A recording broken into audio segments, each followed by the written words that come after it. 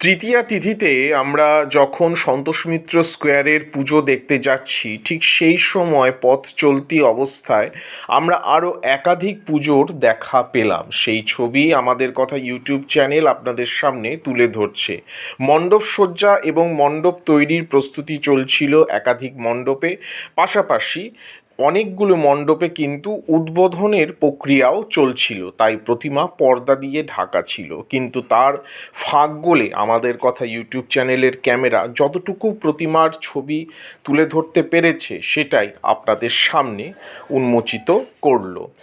দুর্গাপুজো বাঙালির আধ্যাত্মিক চেতনার সর্বশ্রেষ্ঠ নিদর্শন এবং কলকাতায় সবথেকে ভালো দুর্গাপুজো দশকের পর দশক ধরে হয়ে আসছে। যদিও এখন পশ্চিমবঙ্গের বিভিন্ন জেলার যে সকল সদর শহরগুলো রয়েছে সেখানেও ভালো নামকরা দুর্গাপুজো হচ্ছে, তবুও কলকাতার যে দুর্গাপুজো তার যে প্রতিমার শৈলী এবং নির্মাণ তা কিন্তু এক কথায় অনিন্দ্য সুন্দর এবং নান্দনিক।